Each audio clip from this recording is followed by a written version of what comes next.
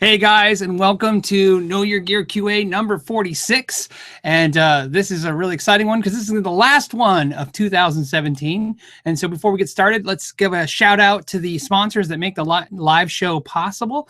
And to the original Know Your Gear crew, we have Bradulus, Jeff Howes, Zachary Rowe, Michael Newman, Bruce Garris, We Backtracks, John Jex, Lawrence Petros of LPD Pedals, Michael Shy, Justin Maybe, and David Madison. Thank you guys all for being the original group that got this all started and off the ground. And then now we have a new crew, and the new crew is Bob. I think it's Pickwood. If I'm pronouncing it, Bob, let me know if I'm pronouncing it wrong. So Bob Pickwood. Tim, just like Cher. There is no last name. There is no need for a last name. It's just Tim. John Levitt and Space Jazz. Luis and Alvaro from Pedal Pal Effects, and I got something exciting to talk about with them today. Ricky Robinson, Gary Marshall, Chuck Keene, Chris Glaze, and Dylan87. You guys are fantastic, and I appreciate you guys for sponsoring the channel. And so let's get started. I hope everybody had a great holiday weekend. I'll tell you about mine in a second. It was good and crazy, so that's a good combination, I think. But you know, as my joke has always been, if any holiday you don't spend it in jail, you probably did a good job. So how's everybody doing? Anyone have an exciting, anything super exciting to announce? You know, like, wow, I can't believe I finally got the whatever, or had some good time with the family. Shane asks, how many Strats do I have? I believe I have 6. And that's including a Squier. So I have a Squier Strat, which is a bullet. I have a Mexican Strat, a custom shop Strat, and 2 American Strats. And I'm double checking. So that's 5. So why do I think I have 6? I'm missing one. Why am I missing one? There's the blue one and the red one. Those are American Strats. The black one's a Mexican Strat. I have a blue, like a baby blue Squier. I have the copper Strat. Oh, and I have a Sunburst. So yeah, I have 6. So there you go. Apparently the perfect number. Okay, so yeah, Jimmy's saying, hey, from Indiana where it's currently snowing. Well, it's not snowing where I'm at now. It's like in the 60s or 70s. But I just came back from Reno. See if you guys can see. I went to Bizzare Guitars in Reno and had a crazy experience. If you guys want me to tell you what happened, I might share with you. It was definitely a different experience. It was really good, very positive, but very crazy. Not what I ever anticipated. So I was in Reno for the holidays. So in a very last minute trip kind of thing. Guitar Hack got a Les Paul for the holidays, for Christmas. That's awesome. A lot of you guys just looks like you got snow. A lot of snow. Chatter Kung Pao says, hey, the new Megami cables say warranty, not guarantee. I'm not shocked. I wouldn't be shocked at all to see the word guarantee go away from cables to warranty. I heard after doing last week's broadcast, a lot of people communicating that a lot of cables are only carrying 2-year guarantees. So guarantees, but only for 2 years, not lifetime. You know, I hate to see that, but you know, it's the sign of the times. Fubar says, good evening from Sweden. Fubar definitely takes me back. We used Fubar as a term sometimes when explaining what was happening with a vehicle in the motor pool. Okay, somebody just ordered a Alan Woody Rumble Cat with a K, K-A-T. Well, now I'm going to say that so I can look it up in the index later. The index was late last week, as you can imagine, because of the holidays. I was literally on the road for 13 hours to get to Reno. From where I am, it's a 13-hour drive to Reno and then 13 hours back. It wasn't so bad, but it was my first drive ever at past 8 hours, so I didn't know how I'd handle it. I am a wimp, I guess, when driving. I don't drive very far. So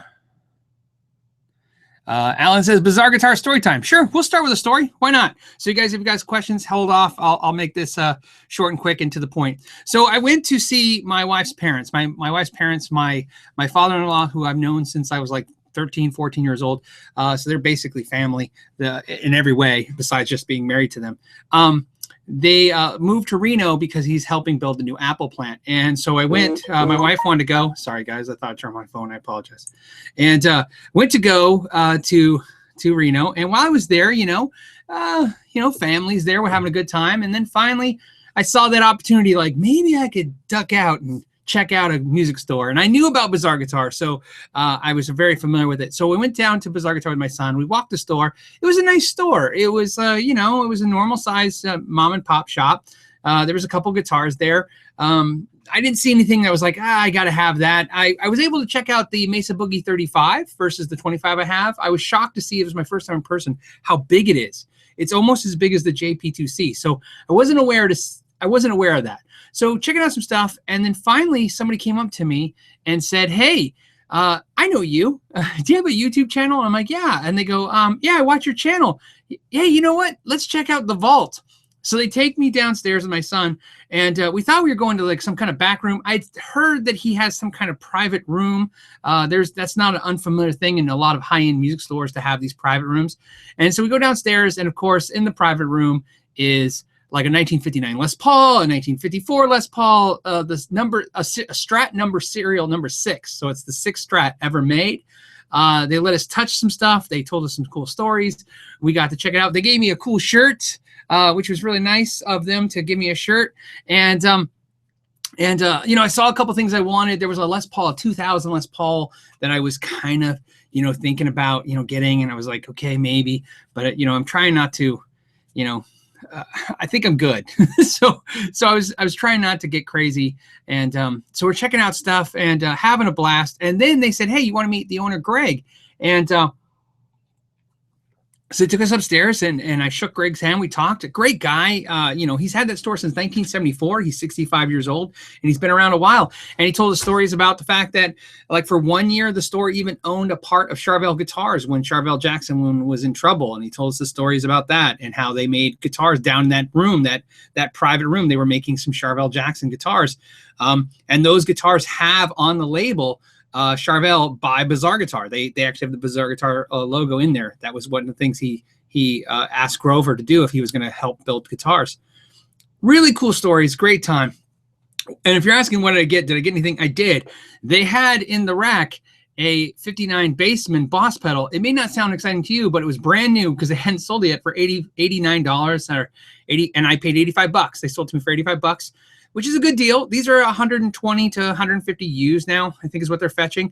They had, so you guys know, if you live in the Reno area, I'm going to tell you right now, they had next to it a brand new 63 Boss reverb pedal for $115. And they'll honor that price. I almost bought it. I have one, but I felt bad. I told them, I said, those things are fetching $200 used all day. And they said, yeah, but, that's what we have it priced at. So if you're in the Reno area, there is a Boss 63 reverb pedal for $115. And so I would stop in and get that. Like I said, I already have one. Otherwise, I would have bought it. And I knew if I bought it, I'd sell it. And I just didn't feel right buying it from them and flipping it. Anyways, so it was a cool story. It was great to see those kind of guitars. Greg let me touch his actual 54, was 54? It was a 58. Les Paul. It was a gold top, and it was amazing. Nice and light. So it was a good time by all, and not what I expected. Cool thing to walk in the store and see something like that. You definitely don't walk into stores and see a 59 Les Paul every day. So that was cool. Okay, so let's do some questions. Let's talk about some cool stuff, and see what you guys got going on. Okay, so Mickey just has a question. Have I ever tried or played any of the D Angelica guitars? Just at the NAMM show, the new ones I've picked up. I've seen some of the older ones in stores here and there. I've never really picked one up. I know the new ones are like made in China or something like that, and I'm sure they're great. Well, the ones I picked up at the show were fine. They played great. I was kind of in that mode where I'm like, wow, these are kind of pricey. And I go, are these made, in US, Japan? And they said China. And I was like, wow. But I didn't feel any issues with quality. They felt fantastic. Justin maybe says, hey, Phil, just picked up an Egnater Tweeker 15. That's a great amp. Have you tried one? I have. And if so, what are your thoughts on it? I loved it. Like I said this before in a live show. If it had reverb, I would have kept it. It's just a fantastic amp. I would definitely put it in one of the category, in the category of amps that I got rid of that I really should have kept. There was no real reason to sell it. I got rid of it. And if I came across one again and plugged into it, I'd probably buy it again because I really liked it. Definitely took pedals well, sounded great. Good amp for sure. Next question was, oh, Lee Nielsen says, hey, I got a Know Your Gear t-shirt for Christmas. Hey, that's awesome. That's awesome. I really appreciate that. You guys, whether you guys realize it or not, those t-shirts pretty much fund this channel. That's the biggest part of the income stream of this channel. And you guys did that. And it's just awesome. You guys make that happen for sure. Nathan Sanjay. We're going to say Sanjay. No, it's Nathan Sanyu. Said, glad to see you rounded your Boss Fender pedal set. Yeah, I'm still missing one. I got the one I got to get. I got a fourth DOD, so a fourth generation DOD FX25 this week. So Lawrence is going to repair for you. So pedals you want to see at NAMM. Pedals I want to see at NAMM. You know, I didn't even think about that. Isn't that funny? No. I don't know. I don't know if there's any particular pedals. You know, the most excited pedal I was this year was Dirty Shirley. The last week, so let's talk about, that's a segue point to talk about what I got for Christmas, because everything I got for Christmas was a pedal. So obviously I bought myself this pedal, and I really, really enjoy it. It's a fun pedal. Okay, it's a fun pedal. And these are, so you guys know, I think I've discussed this before, and if not, please understand this. You know, sometimes people go, how many pedals do you need? And I go, that's dumb. If I collected Star Wars action figures and that was shelves of action figures, you wouldn't say anything about it. That's what I'm doing. I'm collecting pedals like I'm collecting die-cast cars or, you know, Beanie Babies. This is just what I collect, and I enjoy having them. And this is a good collector piece because they're not making this anymore. So that's why it's a good piece. The other thing I got for Christmas, I got a special gift. Lawrence Petros made me this, and it's one of the prototypes for a new pedal. Now, what's funny about this is, I'm going to tell you guys right now, I'm pretty sure he has one that looks exactly like it on sale on Reverb. And the reason that's important is he made a prototype. I'm not sure which one this is. I'm not sure. He brought this to me. I played it. I fell in love. And I said, wow, when you make that, I'm getting that. And then for Christmas, he brought me a wrap gift, and I opened up and it was this. And so there's one on Reverb. I don't know if this is the one I touched that day or if that one, but it's real common for a pedal builder to build a couple prototypes. So this is one of the prototypes, and that one on Reverb's the other prototype. So I'm just letting you know, just so you guys know. But anyways, absolutely, I love this pedal. If you want to know what it sounds like, it's probably the Dirty Shirley with a bigger, more robust, fuller sound, and not better, right? Although I do prefer it more, and if I can only keep one, I would keep this one. But it's because it has the Dirty Shirley tone that I really like, but it's a little fuller sounding. So that was really cool, and so I got that too. So those are the pedals, and you guys know what this is. I got this pedal. This is you guys. So let's see. I haven't opened this. Got here fast. I think it got here. We ordered it Friday, right? And I'm pretty sure it got here Tuesday. Was that? Yeah, the day after Christmas. Okay, got a bunch of bubble wrap and a bag of. Oh my goodness, it's a bag. You know what? It's a bag of candy, but it's like all these Fireball and like I don't know. I wish I was into the candy thing, guys. I know some of you guys just think this is like, you know what though? I will tell you this. For years, I hated that they threw candy in the box. It just really bugged me. It's just because where I live, it can get 120, 130 degrees in the UPS truck. And I was thinking, man, I do not want candy near the stuff I'm buying. And so I love the fact that they seal the bags now. This is legit. So now I feel like if this all melts or does whatever, it's not going to be near my stuff. Aha!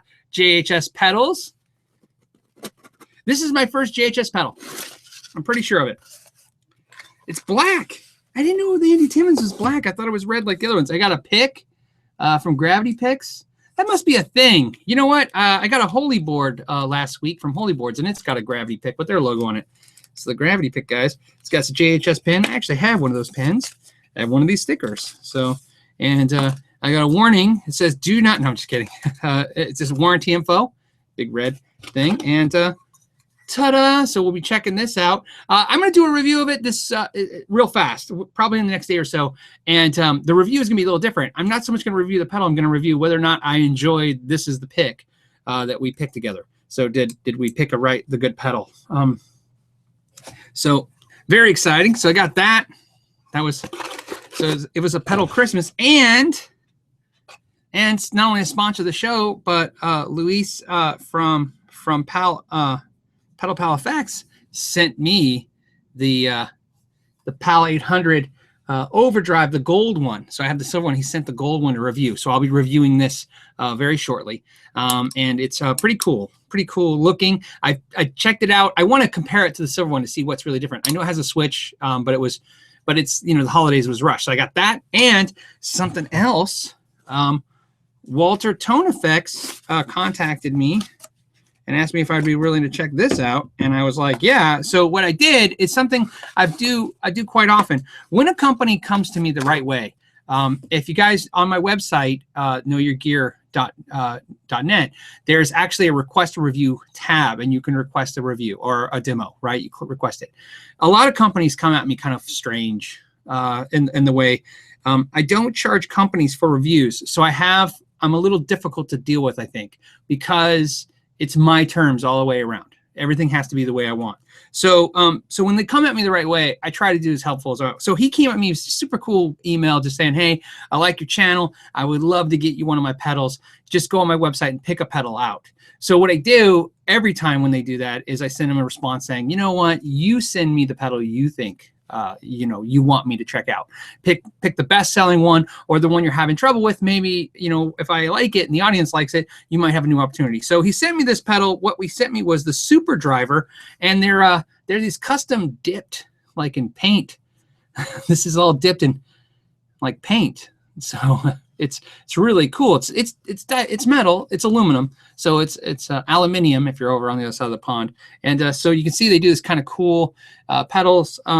So it was kind of interesting. Here's why. Because even though it's kind of a review product and I don't know what to expect, what I really enjoyed was when I was opening the box, I was like, I wonder what it's going to look like. I have no idea. And I used to have an Ibanez that looked exactly like this color. So there you go. All right, enough story time. Let's get back to work. What do you guys want me to talk about? Let's see. Questions you have. You know what? Tom Lochner has a question. Tom says, I'm thinking of selling my Keeley D&M drive to try the LPD68. Oh, you know what, Tom? Don't do that. Here's why. I am really curious about the Keeley D&M. And again, I'm just going to let you know, I had a nice friendly conversation with Robert Keeley. He's a very, very nice person. I had a really good conversation with the guys from that pedal show at GitCon. And so I was thinking about it just a week ago, and I should probably reach out to them and see if they're interested in letting me review that pedal. And you know what? I could be better equipped to help you make that decision if I've heard it. I have not heard it. They had one at GitCon, believe it or not, and I didn't get a chance to check it out. I highly regret it. And I think they gave it to Phil X, because I saw Phil X with it in the lobby in the hotel room. And I was looking for an amp to see if I could check it out when I was there. And there was no amp in the hotel. So let me check out both. I'm curious. Right? I'm curious. So we'll do that. And then that way, Tom, that will be my little personal mission for you to I was already on that road. Let's see if we can get it. And if I have to buy one, I'll buy one. It's definitely a pedal. Like I said, as a collector, I would like to have. There's something special to me. It's really one of the first, like, YouTubers got their own pedal. So that's kind of an interesting thing. You know what I mean? So to me, it has a personal kind of interest. And like I said, and knowing both the parties and having good relationship with both of them, they were all great guys. So it's cool. Okay, so Les wants to know, have you played Way Huge guitar pedals? Buying 2 of them tonight. Yes, I have, and I own quite a few of them, actually. I don't have them on display on the shelf because not everything goes on the shelf. Everything goes in these racks in my closet. And yeah, so Way Huge, I have a ton of them. I have the Overrated Special. I have the Swollen Pickle. I have the Javelina. I have the what's the delay? I don't know why I can't think of it. I have the delay pedal, which is really cool. So I have quite a few of them, believe it or not. And yeah, I really like them. They're really cool pedals. But I'm a George Tripp fan. So if you get into pedals at some point, unfortunately, I like this analogy, so I'll stick with it. If you get really into Star Trek, at some point you're going to get into more than just the actors, more than just the story. You're going to get involved with the set designers and the prop designers and the prop builders. And that's how I look at this. At some point, I get excited. I got excited about music and artists, and then from the artists, I got excited with the people that made the equipment. And so George Tripp is just one of those guys that, you know, I'm a big fan of his work and his pedals. So yeah, can't go wrong with that. Mellow Yellow wants to know, is the Jet City 50 a good amp? I have good experiences with every Jet City amp I have ever played. All of them has sounded and played, it felt better than what I anticipated, right? It's definitely one of the best amps, and I think of those price points around. I can't believe they didn't do better. It seemed like a perfect storm, right? You had Soldano, which has got this great reputation. You have a price point, and maybe, I don't know what it was. I think maybe Jet City 333, they should have just labeled him Soldano. But one of the cool things, I don't know if he still does it, but for a while, you could buy a Jet City. If you contact Soldano, Mike Soldano, those guys will mod the amp. You can send it to them and they'll trick it out. They'll make it more like a Soldano. They were doing that forever. If they're not doing it now, it's because they stopped. But something to think about as well. Melio 3 says, have you ever made your own pick guard? Is it difficult? No, I've made tons of pick guards. In fact, I have a friend that does them now for me. I don't like to make them because they make a mess. That's what it is. Well, your router bit on there, I've tried everything. It's the only way I explain it is this. If you haven't done it yet, here's what it's like, guys. Imagine routering a pickguard is like routering MDF, but if all the dust from MDF was static charge and stuck to everything like peanuts. So imagine all the hell of packing peanuts and all of the hell of routering MDF. That is what routering pickguards is like. So that's why you find a lot of people don't want to do it. It's not because it's hard. It's extremely easy. You can get the bit for it and copy any template and do it. It's just a little bit of a mess to clean up. If you have the right maybe router that has a vacuum that cleans up a lot of that stuff. But my experience is there's no way to stop that stuff. It just gets everywhere. And even if you think you clean it up, you find it everywhere stuck in your shop. So that's why. But ease, yes. Cleanup, not so much. Okay. Oh, and Michael's saying, hey, Jet City still offers mods. So good. Good to know, guys. Like I said, it's worth it, man. I think you could probably get a better amp that way. You know, get yourself an affordable amp and then have it modded out. Last time I looked, which is like 2 years ago, the mods were realistic. Not cheap, realistic. So, you know, in other words, if you spend $500-600 on the amp, you're spending $500-600 in the mods. But again, you know, you have $1,000 in the amp, but you have a little story too. You have hey, this was modded by them and tricked out. So, Phantom Riff says, hey Phil, I'll be a first-time NAMM attendee in 2018. Any odd things to expect? You know, I've thought about this every year about doing a video about how to cope with NAMM. Do you guys think that would be interesting to do? And I know it wouldn't get a lot of views, but would it be interesting to you if you weren't going to NAMM to know what I think you should know? NAMM is really easy. You just have to understand that they're generally not very organized as a but they're quick. You'll get your pass quick. The thing with NAMM show, I can only tell you. I'll tell you some of the things I do. Some of the tricks I do. First thing is I don't eat there. So that's the first thing I want to let you guys know. I don't really eat at the NAMM show, and because the lines are long, the food is not very good, and it's kind of expensive. So what I do is I go have breakfast in the morning. NAMM show doesn't start till 10 a.m. So I go have a nice breakfast. Go somewhere, just sit down, eat your breakfast, and then I bring a couple Luna bars. You can take any kind of power bar you like, Tiger's Milk, whatever. But keep a couple of those with you. And midday, if you're getting a little hungry, eat one of those, and that'll get you till 5-6 o'clock when you leave, and just go have a nice dinner. And you'll see more stuff. You'll get more access to more stuff. You won't have to sit and eat some cruddy nachos or hamburger that's $12, and you don't have to waste 40 minutes on a line trying to get that. So that's my first suggestion. The other suggestion is start in the lower mezzanine. But the problem is they move the show around a lot less this year, so I could be wrong. You're going to have to look at the map. Definitely look at the map to see what you want to hit. So that will help a lot. Now, Slacker 1602. Okay, Slacker 1602 says, "Hey, Phil, quick question. Thoughts on a good Les Paul non-Epiphone alternative? Kind of want a Heritage 157, but finding one to handle is hard." Well, you found the same problem I have. In fact, here is my exact dilemma. So I feel horrible. I can't help you. I can only add to your pain by saying I empathize with. I also want a nice Les Paul alternative, and there's a few out there. Godin makes a really good guitar that's like the Les Paul. Heritage makes a fantastic one that's like that. CMG guitars makes a good alternative. However, they're not all exactly like Les Pauls, but they're in that vein. And all of them a lot less money than a Les Paul, but not inexpensive. Like you said, once you go to a non-Epiphone alternative, you're in the $1,000 to $2,000 range, and which is better than the $1,500 to $2,500 range. However, you don't want to be wrong because the resale values on these are horrible.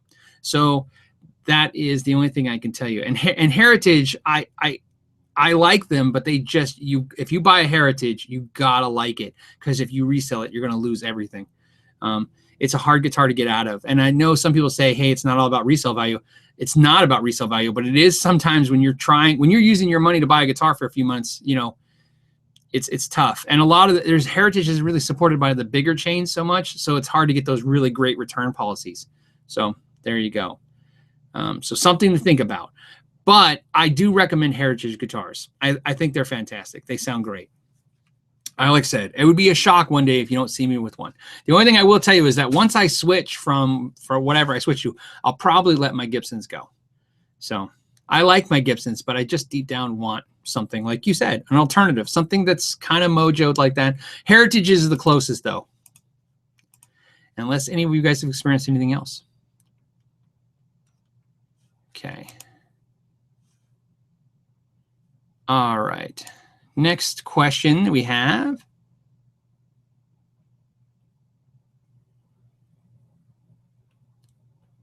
Oh, so Chris is talking about Edwards Les Pauls. Edwards is the company that makes ESP. They're more high-end. They're a Japanese company. Yeah, Japanese-wise, there's a ton of guitars out there that are Les Paul-type guitars. The guy from Loudness, the guitar player from Loudness, plays in Edwards.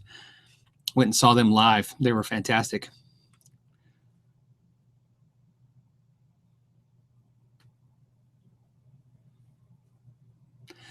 Here's a good question. DDG8795 says, "Hey, Phil, I have a PRS Tremonti 10 top. Don't play it much and considering selling. Is there a best time of year to sell gear?" Well, yeah. I mean, the best time was probably a couple weeks ago, right? That's when people buy. That's just when the market buys. There's definitely bad times a year, though summertime, because vacation. People, if guys and gals are going to buy guitars, but their family wants to go on vacation, it's hard to justify that. However, what I can tell you is this: if you have a guitar like that, a 10 top Tremonti, I would go to the forums. That's where you want to go. If you have a specialized guitar, try to find a forum that specializes on that. The other thing is, Tremonti is going to have a big hype this year at the NAMM show. There's a lot of products coming out for Tremonti this year, so maybe that's a good time to list it up then. People will be very pro. It's how it works. I mean, it's sadly but true. When an artist dies, all of a sudden their guitars go up in value and people start buying them. When an artist comes out with a new album, same thing. Guitar sales go up because people are thinking about the artist. They're excited about the artist. So Tremonti's got a lot of stuff coming out for 2018. And so maybe that'll get some excitement. Maybe get ready to launch it, try to sell it next month or the month after that. And Sean T says, "Phil, have you ever tried In My Audio Super Crunch box?" I haven't, but now that it's in the index, it's something I can check out. It's one of those things like you just can't find access to it. And I don't know how to say Jozu? Is it Jozu? Jozu Barros?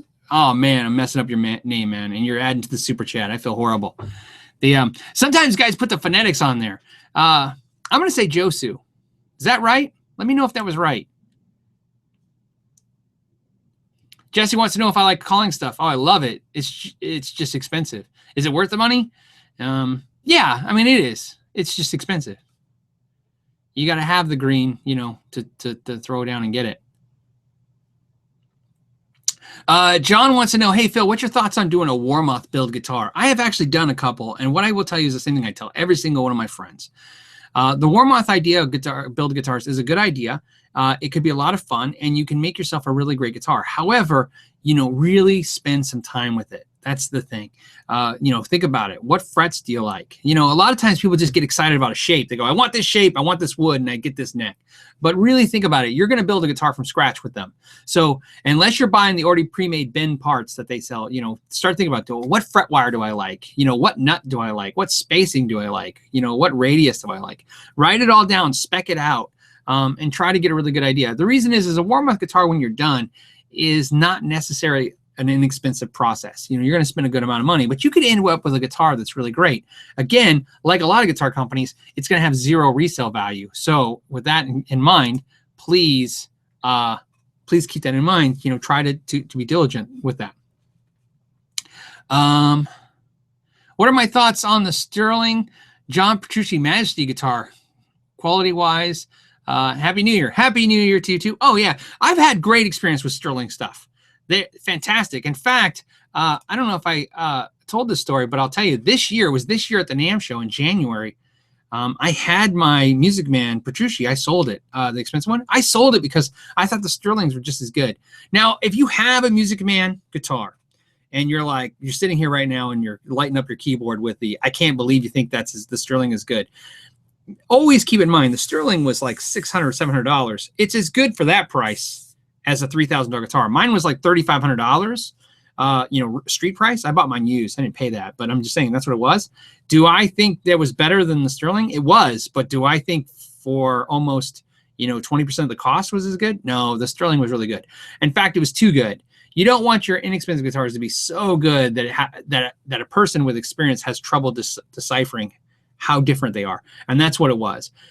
It's like I could tell the American was better, but it's just slightly better. Just like Mexican Strats versus American Strats. I can always tell the American one's better, but it's slightly better. You know what I mean? And I want it to be dramatically better because that'll help justify the price point. But sometimes it gets a little gray. So yeah, definitely cool guitars. And as import guitars go, and that's Praxis that makes those, and they make great stuff. Okay, so the next question is from Old Guitar Dude. That's a great name. I like that. To the point. Hi, have you or will you take a look at the Fuzzerocious Feed Me pedal? No, but I haven't done it before, but I will now. Fuzzerocious Feed Me pedal. That's cool. And I almost thought I was like sworn off fuzz pedals. I think I have like 20 fuzz pedals. After a while, you start going, I gotta have them all now, right? But you know, I don't think you ever have them all. They keep coming out with cool ones. Okay.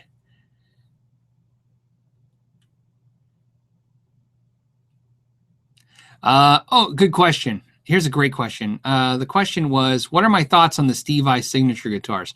And the reason why that's a good question is obviously, if you're asking that, you realize that I have some. Yes, I do, and I think about them all the time. So here's the thing, and maybe you guys can relate to again. And this is again, if you do, great. If not, then you know we're all different. What can we say? We're snowflakes, is what the saying goes, right? I grew up when I got into guitar. I wasn't really into technical guitar, and I've never really been into technical guitar. What happened was at a formative time in my life, in my childhood, when I took up guitar, Steve Vai Passion Warfare came out, and that was just a really crazy album. And all of the cool guitar players at my school, all the kids that were just seniors, they all were like Steve Vai freaks. They were all these shredder guys. And when you're younger and you look at those players, you want to be like them. Not the famous people. I'm just talking about the kids in your school. You're like, ah, man, I want to have what that kid has. I want to do that. And that's what they had. And so what happened was, if you do the timeline, it works out. So advance 2-3 years forward. Now it's time for me. I've been practicing for a few years. It's time for me to get a quality guitar, and I want a shredderific guitar like those guys had. Well, that music, it died, and that's not what you played. And so those guitars weren't in vogue, and you really didn't buy them. So I never got that chance. And so later in life, after having kids, and then you get jobs, and you get to a point you're like, hey, you know what? Over the years, I always thought about buying a couple because I thought they were cool, and they just kept going up in price. And so at some point, I just said, this is getting ridiculous. So I bought a couple of them. I have a floral gem. I have the yellow gem, and that's why I have them. It's just something cool. It reminds me of my, when I started out playing guitars. It's like having, wow, that was the cool kids had those. But they're cool. But if you're into Steve Vai, that's really cool. I like Steve Vai. I think he's really interesting as a player. I like watching him talk. He has interesting thoughts about stuff. I've never seen him live, so I can't really say I'm like a huge Steve Vai fan, but I am a fan of that genre of music and that stuff. I just thought that was a cool time, and I feel like I missed out on it. I never got to be there for it. So, all right.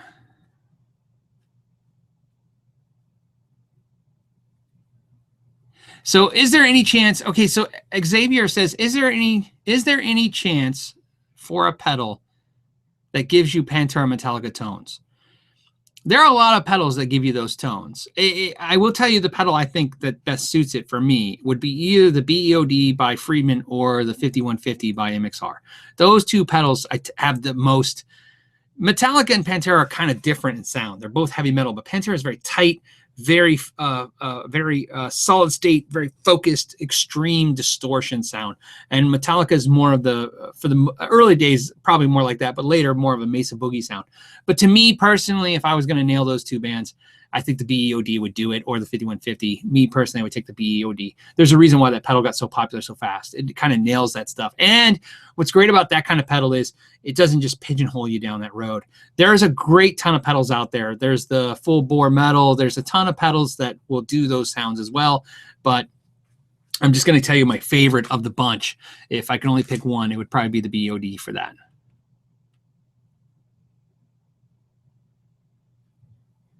Ed Bailey wants to know, Phil, is there a real difference between the Fender Jaguar bass and a Squier? Well, yeah, there is. The whole Squier versus Fender difference. There's what I call holdback. Fender specifically will not make the Squiers the same way. Now, and I didn't say the same quality. I'm just saying the same way. They're not dumb. I liken it to the formula, right? They'll make a Squier like the Fender, but they won't make the formula exact. In fact, they're so crazy about it. That's what they do with the Made in Mexico stuff versus the American, and the American versus the vintage. It's really just each one gets you closer to the original formula. Now, if you care about that original formula, well, then you got to keep going up the ladder. Me personally, there's things about the formula I don't like. The original formula had lacquer, and although I think that sounds good, it kind of has a different, vibe to it. I don't really care for it. I like polyurethane just as much, the way it feels. But as a bass player, the Jaguar bass versus Squier bass, I have a Squier Jaguar short scale bass, and I think it's fantastic. So I'm going to say, yes, there is a difference. There's a real difference. However, does it matter to me? It doesn't matter to me. I would be happy with either one, without a doubt. I actually have the Squier, so there you go.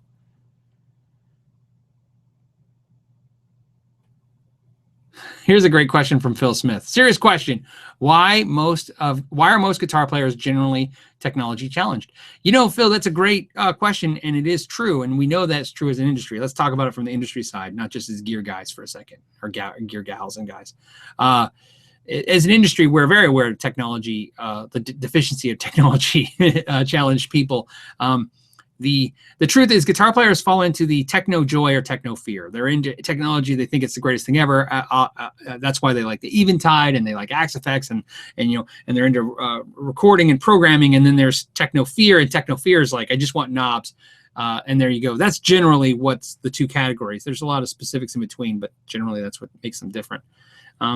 The main reason that I think you have a big section of the guitar players have their technology challenged, is that because they don't have an interest in learning the technology, because it's not a technology-based hobby and or profession. In other words, you can, you can't survive in a lot of industries not understanding how to use a computer. But as a musician, I mean, it's getting harder each year. You got to know how to use your computer for sure. But to make music, you don't need a computer still. You don't need to. You don't need technology. You can still do it, things analog. I mean, you might have your friend upload it for you, but it can still be done. And so until there's a focused drive, that's why there's always going to be technology challenged industry. Me personally, I've said this before, I'm staring at a computer right now. I stare at a computer all day. So a lot of times when I'm done working, I don't want to interact. There's some of the products behind me and the products I work with have apps, and I can interact with the apps on the products. And although I enjoy that concept and I mess with it, sometimes I'm just so sick of my phone that when I go to sit down and play music, I just don't even want my phone anywhere near me. So I rather just have this stomp box and turn a knob. It's not because I think it's better in any way. I just prefer it when I'm doing what I'm doing.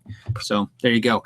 But on the opposite coin, I really could see where somebody could argue that the technology makes everything easier and better too. For sure, I have friends that are touring grade musicians and they have Axe effects, and watching them use it, I could see in an instant why that is the chosen road to go down for touring and playing out. Absolutely, without a doubt, I see it. So, okay.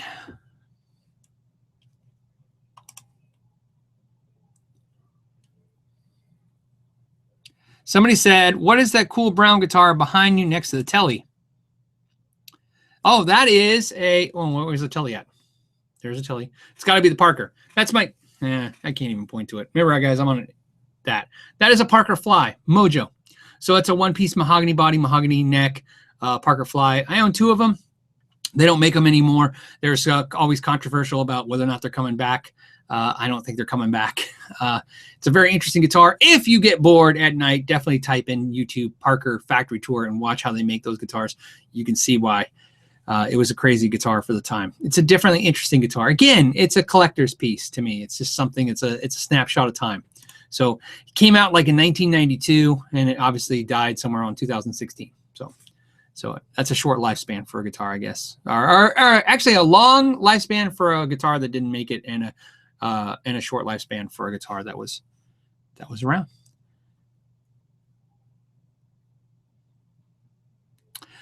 Rick says, hey, Phil, what are good tuner replacements for my Gretsch G5420T? And you know what? The Sharpen My Axe thing, the next guitar that I'm doing in that is a Gretsch, and it will be done soon. The Sharpen My Axe got pushed back just a day or so. The holidays didn't help, but mainly what happened was when I did the Epiphone one that you guys saw, Graphtech was unable to get me the parts in time. So I went and purchased the Graphtech parts you saw in that video and just did it because I didn't want to wait any longer. Not wait for the Graphtech. I just didn't want the person who was waiting for the guitar to wait any longer. I wanted to keep the momentum going. So I got the Graphtech shipment. They overnighted it to me. The guys at Graphtech, Jason, those guys are fantastic.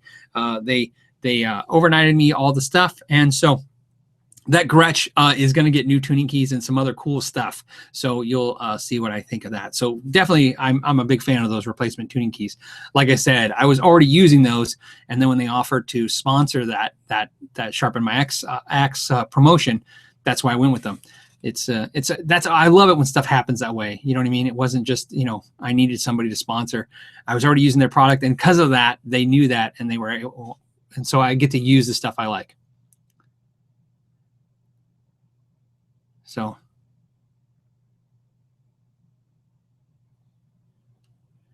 and sorry guys, I just reading, trying to see. You guys have so many great questions. There's 750 of us on live right now. So you guys are fantastic. I hope you're excited for the new year. I'm excited for the new year and what it has to bring next year. Hey, there's Graphtech Labs right there. Hey guys, how's it going? Like I said, got your parts. Thank you. All the extra goodies and stuff. I'm going to do a opening unboxing of that on the Instagram to show everybody what you guys sent me. You know what I love too? I'm just on a side note. I love that when I was going through the box of parts to do the Sharpen My Axe, more guitars and stuff, I'm jealous.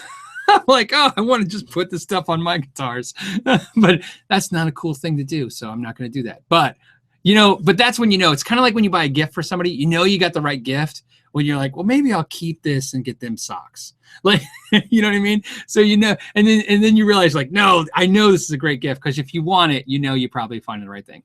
So somebody's funny. Justin Prophet's like, are you related to Billy Corgan? No, but we do have the same barber.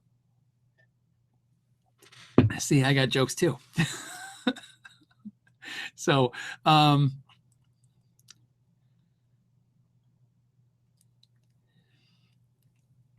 okay, let's see. What else we got? Somebody asked about Lux Tone guitars, if I knew anything about them. I don't, but I just want to say it because, like I said, on the index later, it's something I can check out, or we can check out. I'll put the links and stuff.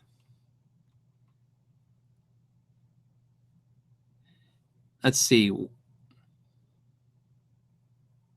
Okay, so here's a question. I like these kind of questions. You know, sometimes they happen so often, you know, everybody asks every week, but it's a question I think we all struggle with. Here's the question. It says, Bindel Schultz Knits, whatever it is, says, what's got the best sound for home playing? A Blues Jr, a Tweed, Blues Jr Tweed, that's one star, I'm sorry, Blues Jr Tweed, or a Blues Deluxe, or the Princeton. And I've owned all three of those amps, and all will do quiet fine. The Blues Deluxe, I definitely would recommend, you know, for me, taking out the 12AX7 in the V1 spot and doing the 12AT7. And if you don't know what that means, I have a video on that, and you just shows you how to swap one preamp tube, and it'll drop the volume of that amp considerably and let you kind of play a little lower at night. All sound fantastic. I like the Princeton most for me, and the main reason was it compresses a little differently, and it just really sounds good. But for late night playing, I think all three of those would be great. Definitely the Blues Jr has one advantage. It's the least expensive of the three. So think of this, in the order you named them is the order of the expense. So I will tell you this, for late night playing, let's just swing it down to the Blues Jr Tweed at the Princeton. Those would be the two I would pick out of the three for late night playing, and in the mindset of that. And the truth is, the Blues Jr Tweed is almost half the price, not quite, but close. Like one's $1,050 versus like $699 or $700. So not quite. It's like 70% of the cost. Anyways, do I think the Princeton is better than the Blues Jr? I don't. They're kind of slightly different. I just prefer it. It's something I like. So I actually did a video once where I talked about the fact that I've owned 5 Blues Juniors. So, but on a side note, I can't say this. Out of the Blues Juniors, I like the Tweed one the best. Just the way it looks cool. So.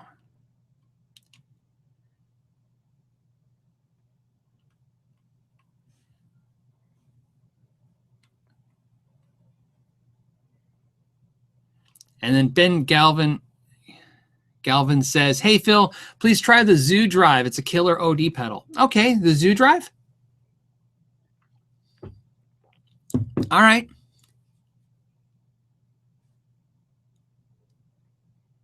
Okay, so Josh has got a question. Says, hey, Phil, what do you think of the DD3 that's by Boss, the delay pedal? And that's my favorite Boss delay pedal. Old school, right there. Just noticed that the price of the new DD3 went up from $129 to $139. Why would the classic pedal go up in price?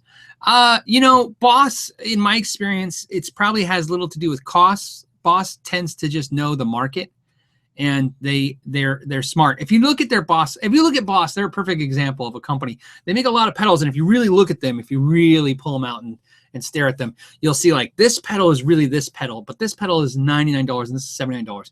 And you can't imagine that they're different to manufacture.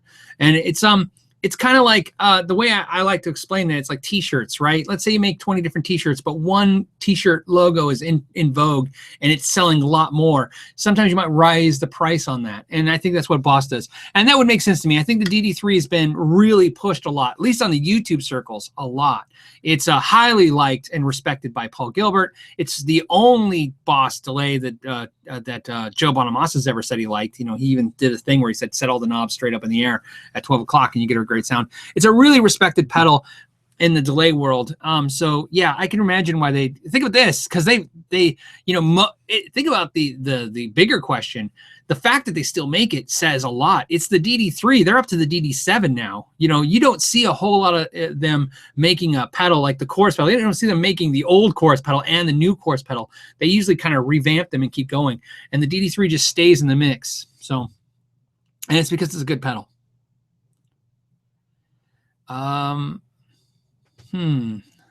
Caleb wants to know, what's my favorite pedal and why? Favorite pedal is impossible to say because you're always going to say the one that you just got. You know, right? It's like the newest one. It's most exciting. So what's my favorite pedal? I've said it before. I've said like it's a Zen Drive. That's a good go-to pedal for me. The 68 is a really good go-to pedal for me. Both those pedals have this kind of, you know, go-to pedal. So I'm just going to cheese out and tell you what my favorite is right now. My favorite right now is this weird prototype one that you can't even buy. So I feel horrible saying that, and it's because I like this dual stage thing, but it's new to me. So that's why. But pedals to me, the whole point of a pedal is that I don't ever want to like one pedal too much. It's not like an amp where I love the way an amp sounds. Like a Princeton amp, I love the way the Princeton sounds. I get great tones out of it. To me, a pedal is always like a flavor of the week or month or year. It's about something new to freshen up my, you know, my playing and my ears, get me excited. Like I said, you know, save me a ton of money. In Bizzare Guitar, man, I could have bought that Les Paul. I don't think the wife would have killed me, but you know, adding another guitar right now, it just seems silly. So I'd have to sell a guitar to get that guitar, and I just couldn't figure out what to do. So, you know, $85 for a pedal, it made that experience, you know, really good. In fact, I think everybody knows the story or doesn't know the story. When I was in Nashville at the Summer NAMM, it's back there, I bought a pedal that's made in Nashville. Same thing. I was looking at a Gibson, I think it was an L5, something like that, and I was just almost about to buy it. And I was like, what am I doing? You know, because you get excited. You're in the moment. So, all right, 774. I think that's the highest we've ever had for a live show hang. So, are you guys excited for New Year's? I'm excited for the New Year's. I'm excited for NAMM show for sure. Showman Blues wants to know, Phil, do you still love the PRS Mira? I do. The PRS Mira is, in fact, it's right there. See it? I'll tell you, I think I said this once at a live show. I'll just keep saying this stuff just because it's funny. It's mostly, I don't know this stuff until over time watching, and I start realizing what I do. I tend to keep the guitars I like the most, so keep in mind what's there, next to the amp. Right? So generally speaking, I've been using the Huizenkinder amp a lot. They sent it to me to check out, so I've been trying to get familiar with it, so I play it a lot. So you can imagine the Mira's next to it. Obviously, the Parker got pulled out of retirement for a little while. It's there. The copper Strat, it's right, you know, there, whatever. I can't point to it. You guys get the idea.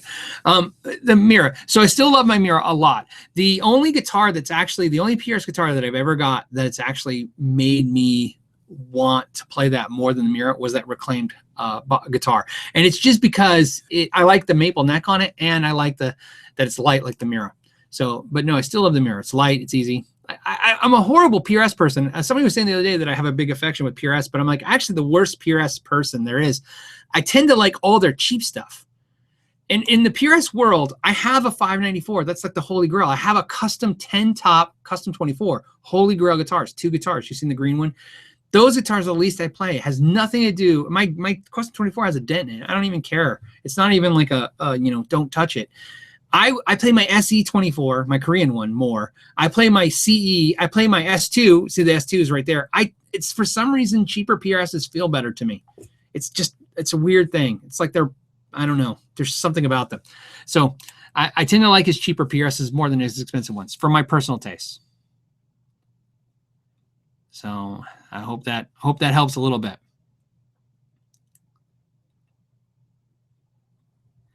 Oh, Brandon's got a crazy question. I like it. Can you bend the inside of an input jack on a guitar to get a better signal if it's cutting out? So he's talking about, and if you've seen any of the videos, I have one on input jacks, and of course on the Sharpen My Axes, I've mentioned there's an arm inside the input jack, and of course it makes contact with 2 points, right? There's one point where it touches the tip of the jack, I don't have one here on my table. But anyways, and that's the hot, and then the sleeve is the ground.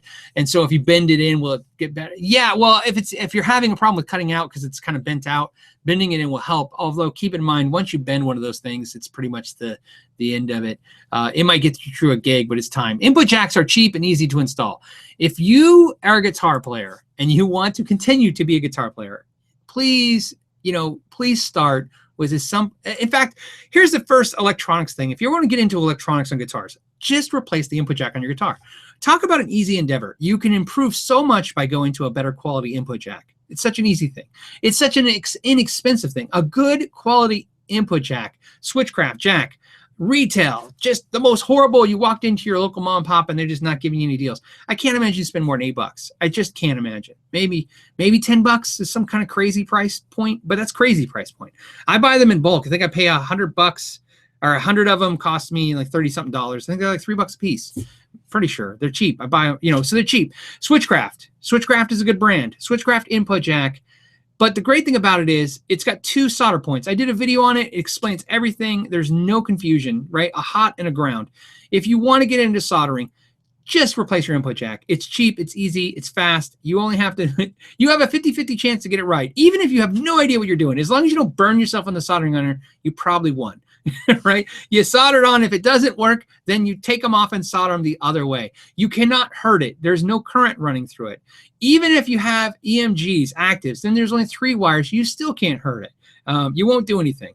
I would personally unplug the battery while you're soldering all this stuff together, but I've never experienced where the batteries have had troubles where they've exploded or anything because soldering wrong. Usually if you solder wrong, you'll just burn through the battery quicker because the ground will be on the wrong spot. So the battery will be being used when it's not. But keep it easy. What a great thing to replace, and you don't need to worry about fixing them. It's fast and it's easy. And on a cheap guitar, and especially this is the thing that's going to crap out on you when you're in front of people. So if you're a gigging musician, definitely upgrade those parts.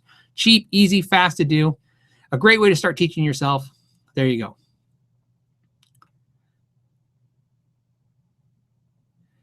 Tony says, my Strat was buzzing when I play it. Any ways to fix it? Now, I don't know if you mean buzzing when you're playing like sizzling on the frets, like buzzing out, or buzzing like making a 60-cycle hum. If you're not familiar with Strats, you might be getting 60-cycle hum. The first thing I want you to do is on your 5-way switch, there's starting on the back, go 1 forward, or to the end, go 1 back. In other words, positions 2 or 4. And if the buzzing goes away, that's your pickups making noise. That's normal, and that's how you will alleviate that. If you're having other buzzing issues besides that, you might have a ground issue, something not grounded anymore. So you need to go through and look at that. And that's a simple thing too. Just go in there and look. If it's not connected, that's your problem. Nicholas wants to know, how do you get a Tele sound from a Strat? You basically... You get most of the same sounds from a Tele and Strat. They are reminiscent alike. The big thing that I think you can't get from a Strat is a Tele has this great tone in the middle position of the 3-way switch where you get the bridge and the neck. And on a Strat, you don't get that. But if you Google it, there is wiring schematics out there, which you don't even need parts. Just know how to you need the wiring schematic. You can wire up a Strat to where it has that position, which is the 2 outer pickups. That'll give you kind of that Tele sound as well. That's the fastest, cheapest way to do it without any parts. And then from there, you can kind of figure it out with parts. Okay, Michael's got a great question. Phil, what are your thoughts or opinions on string lubricants like Fast Fret and Tone Finger Spray? Does this add or degrade the life of your strings? Does this actually help with playability? Thank you, Michael. And this is a great question because a lot of us, and by the way, there's 795 of us on. This is definitely the highest, so I just want to point that out, that the highest amount of people. Okay, so on that question, a great question. I've said this before. I have extremely, you can even hear, I have extremely dry hands. Like I just do. I've always had dry hands. Some people have oily hands, and some people sweat a lot. I'm just really dry. So the reason that's important is because, believe it or not, those chemical makeups of how you sweat or don't sweat affect how a guitar neck feels to you and strings feel to you. So if you have an issue where your hands are sticky or you feel like the neck is sticky, some people use Fingeries. Fingeries is a spray like Pam cooking spray. I wish I was kidding. It's not the same stuff, don't get me wrong, but it works the same way. You spray it on there and it's basically, you know, makes everything slick and easy. And it claims that it cleans your strings too. I have seen where guitar players just spray that stuff right over the neck. They don't even care. I wouldn't spray it on unexposed raw maple necks. That's the only exception I've seen. Rosewood necks, I've seen no issue with it. Any kind of sealed necks, doesn't matter what it is, I've seen no issue with it. Fender maple necks that have sealing, you know, they're sealed. You can tell that they're sealed all the way around. Go ahead and do it. I wouldn't use it on a, like I said, a raw, unfinished maple neck. That's the only exception. And that stuff works for those kind of players. I don't need it, so I don't use it. But it's not because I don't think it works. It's just because I don't need it. But yeah, you spray it on there. There's tons of videos on YouTube you can watch where people just spray it on there. Some will spray it on a cloth. You can wipe it on there. There are tons of other treatments like that lubricate the strings. Essentially a coated string, whether it be that clear tone or Elixir or what D'Addario does, is the same thing. They're just coating the strings and stuff. They use a different type of chemical and a different concept, but same. They're trying to get the same result. They're trying to make the string lubricated, right? So it has no friction. You're trying to stop the friction. So yes, do I think they work? Yes. Do they have a negative effect on the guitar? Not that I've ever seen. And I've seen a lot of guitars over the years. I've never seen any guitars with like, you know, like what is this? Years of gunked up of that stuff. I've never seen anything. And I've never seen them corrode the strings or do anything to the strings to advance the process. So there you go. And that's just my experience of what I've seen. And I've seen thousands and thousands of guitars. So I've just never seen it. Is it possible? Yes, but I've never seen it. So you can rely on that at least. And there you go. And just spray it on there. Me, though, personally, on a side note, although I've seen the guys use that way and I'm sure they're fine, I can't help it. Everything I do is spray on cloth and then cloth to product. So I would spray it on the cloth and then rub it on the strings. That would be my way of doing it. Same with polish, same way with anything. I feel like I have control of it and I'm not saturating anything in the guitar. Plus I don't want it to get anywhere where I don't want it. So I don't want to spray it into to the cavities. So Paul wants to know, what do I think of the 11 rack? The 11 rack's great. Somebody, I can't remember who, but somebody just bought 11 rack, so you know. And that's why I think they're clearancing them out. So if you're out there and you're looking at 11 racks for like $350, right? I've seen everybody use trying to get $350, $400. New, you can find them $350. I don't think you can buy something that good for $350 right now, as good as those are. So it's a smoking deal. It's a great time to buy that. You know, I thought about getting one too. I was like, well, maybe I, use it for something.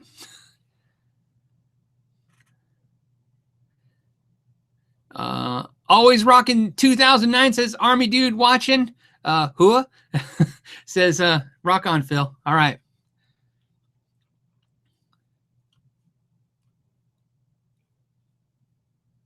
Yeah, okay, great, Brian. Brian's saying he has sweaty hands and the Elixir strings make a huge difference. Yeah, because I'm pretty sure Elixir strings are made by Gore Chemicals, so I'm pretty sure they're dipping that stuff in Gore-Tex. I can't be 100% sure, but I would be surprised that the irony is Gore Chemical, which makes Gore-Tex, if you guys know what Gore-Tex is. Gore-Tex is a chemical that they spray on clothing. If you've ever been in cold climate, you get Gore-Tex and they spray this chemical on the clothing and well, they don't spray it, the Gore-Tex clothing, but it doesn't allow moisture through it. So you can still get the clothing to breathe so you don't sweat, but it's hard for moisture to stick to it. And I believe it's because of the Gore-Tex chemical they put on the clothing. I don't think they actually make clothing. I think it's something they treat the cloth with. So I'm pretty sure what Elixir is doing is they're treating the strings with Gore-Tex. In other words, same thing. They're stopping the winds of the string in between the spots. They're stopping the string from getting moisture to it, and therefore the string doesn't corrode and oxidize, and so therefore the string stays fresh. Also, that micro coating it helps with the friction.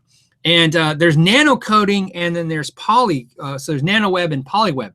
And again, I can't give you a 100% answer. I can't tell you this is for sure because I've never seen it. Okay, but I can tell you what I've heard and through many discussions with the people I think I know.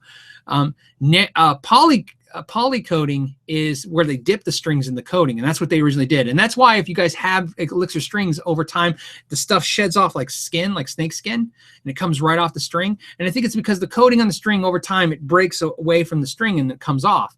And then they came up with Nano Web, and Nano Web is like they sprayed it on with a mist, so it's thinner and it adheres better than dipping it.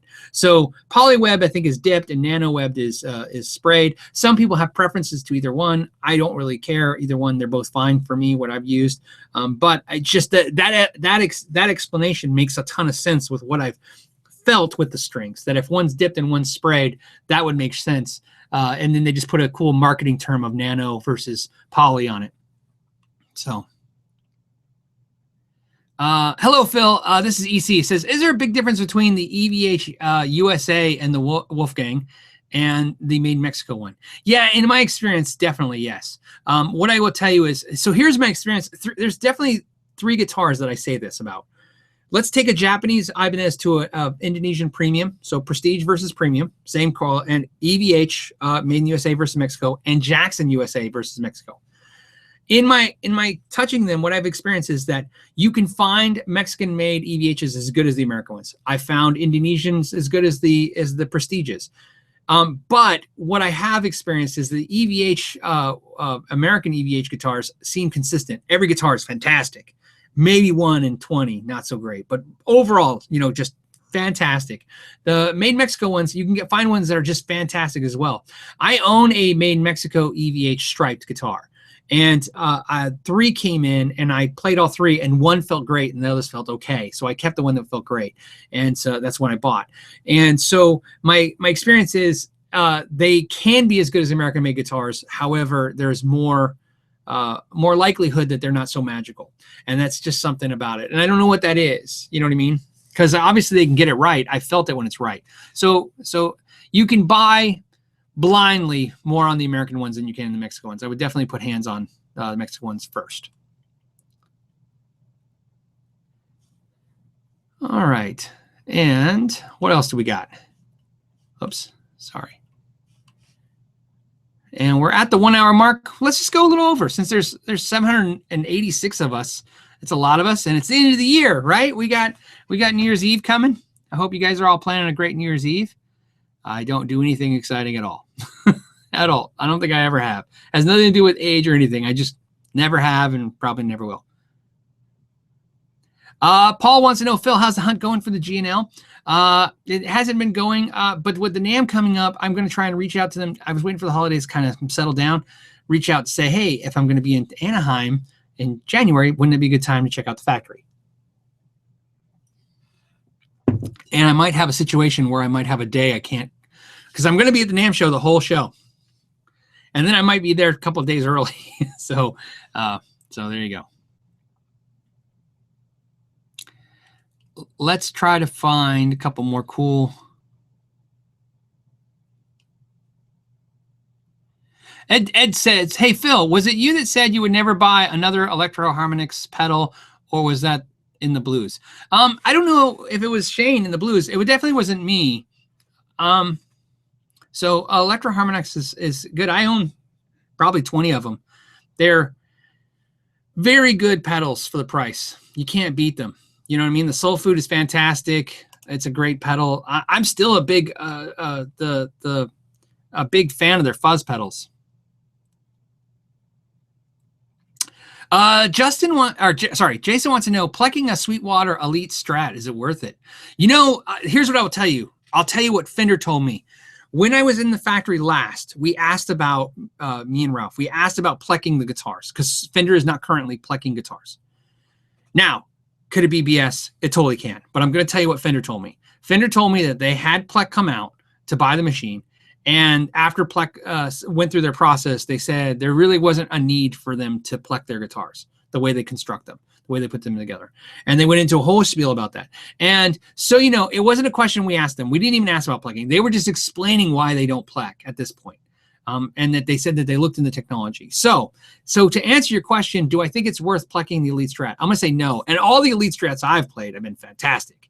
They're dialed in. My somewhere out there, there's a video of me saying this, you know, a while back. I had an Elite Strat. I was about to buy it, and I said over and over again, it was as good in every way as my custom shop Strat right behind me, and that's why I didn't get it. I just knew that if I got it, I wouldn't play the custom shop Strat. And the custom shop Strat, it's custom for me. It's a custom color, custom everything. So I really like the Elite Strats. I just everything about them is they feel super quality. They got that high end Sir crazy quality to them. So would I do it? No. Me personally, I wouldn't pay the extra money. Mitch goes, what is plecking? You know what's great, Mitch, is two things. One, I did a live show with Sam Yash from Sam Ash, and he talks about plecking in that video and in that live show. So check that live show for detail. He talks about plecking is a machine that companies buy, and what it does is it levels the frets. And believe it or not, it's so high tech that when you go to pleck a guitar, you type in the type of guitar, it sends that information to Pleck. They're in Europe, and then they pull up that specs on that guitar, and then the machine like scans it, and it cuts the frets. Sam Yash says that the Sam Ash in Hollywood has a Pleck machine, that they bought it, and he said that it's not 100% perfect, that it still needs handwork after it's done. So so that was his answer. Is it the Holy Grail? He's like, no, because it's great, but it still needs so there you go. So that's what a Pleck machine is. A computerized, basically fret leveling. Phil says, with the soul food breaking when dropped on the floor or something like that from the top of my memory. Yeah, was that Shane in the Blue talking about that? I think that was Shane. Somebody talking about. But so I try not to give them hard time. If you guys remember in my videos, I had a Ibanez TS9 tube screamer. One of these whole. Mine broke, and it broke because when I was doing a demo. I need to look at my screen. I was sitting it on an amp, and it fell off behind my amp. In fact, I think behind me there's the MXR version, which is what I bought. I went and bought a used MXR version because I was mad. The Ibanez TS9, it fell off the back of my amp onto the carpet. That's about 3 feet, and it smashed in the power supply and broke the board. It was just, I was in shock when I opened it up that such a rugged, industry standard pedal could break so easily. So I'm not saying that I don't have a problem with DS9. I'd buy another one. If I come across a used one, I'll grab one again. But that's why I don't have one now. It broke. My point to that is, yeah, pedals are going to break. To me, $79 pedal, $99 pedal, they break. I'm not really happy about that, especially since Boss don't tend to break.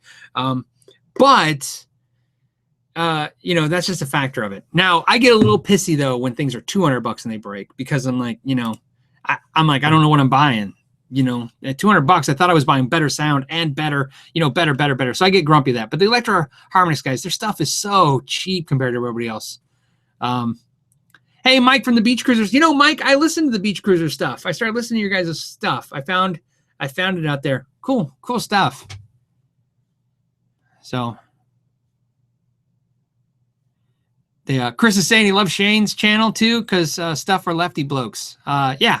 Well, there's not a whole lot of lefty guitar players, so you might be one of the only two lefty YouTubers out there. And John's saying Sir guitars are plecked. Well, according to my Gibson Les Paul that I bought, my gold top, it's plecked, and it was crap. So, in fact, it was plecked, and it came with all this paperwork, and I played it, and it was great. And then, and I bought that guitar, if you guys remember, and I said in a couple videos ago, I was falling out of love with it. It's because I wanted to lower the action and it started buzzing a lot. So I've been adjusting it. That's what it is. It's just not. It's not where I want it to be. It's fine though. It's just not fantastic. Bob says, hey, suggest a good overdrive pedal for a 65 Princeton reverb reissue. I like the Zen drive for that. Light overdrives. The Temi, great pedal. 68 by Lawrence Petros. That's a great pedal. To me, the Princetons with those 112s, they don't like fuzz. They don't like fizziness. You know what I mean? The 10-inch speaker fizzes a little bit. So you want those pedals that have more of a crunch tone and less of a fizz. So those are the pedals I would recommend. And there's a ton of them like that. I'm sure a lot of guys are going to chime in with comments too as well. But those are some easy ones. The Temi is kind of a go-to for great price point. So, Ed asked if I played the PRS bass. I haven't. Not the...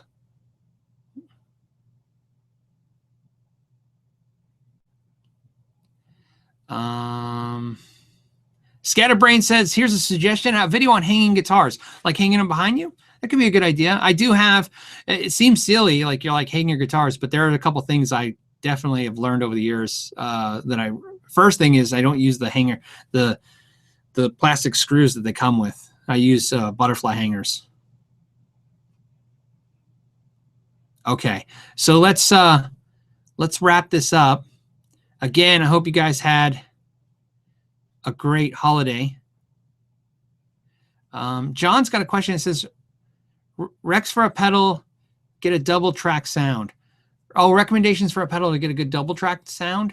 Well, there's that pedal by is that TC Electronics that has that crazy doubling pedal? It says Digitech has one too. Let's take a look. I'm pretty sure it's TC, right? Hold on a second. Let's find it. Just because the reason I remember it because Brian Wampler was talking to me about it at the NAMM show. He was telling me how much he liked it. He did a video on it. You guys chime in if you know what I'm talking about. It's yeah. It's the Mimic doubler pedal by TC Electronics. I have not tried it. No, I did. A friend of mine brought it in. Let me play with it. I remember because I was like, oh yeah, this is cool. But Brian Wampler has a great video on it, and he really likes it. And that's a vote of confidence because he's a competing brand with them. IcePick19 says, is the blue Keeley magnetic echo the same as the green mag echo? You know, I don't know. But now that we put it in the index, we'll have people comment. Anyone have an experience with that? Is the blue Keeley magnetic echo the same as the green one? And if not, we need to find out because that's a good question. And I like kind of stuff like that, you know.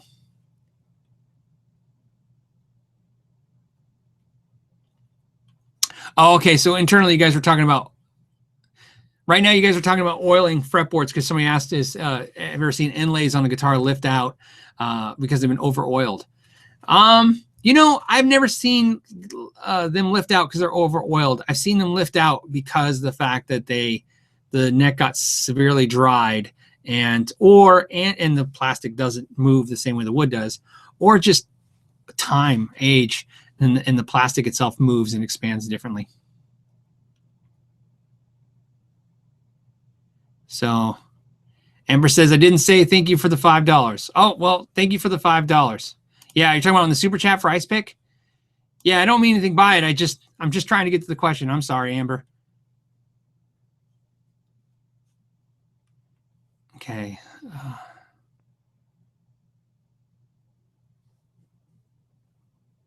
All right, let's do one last question.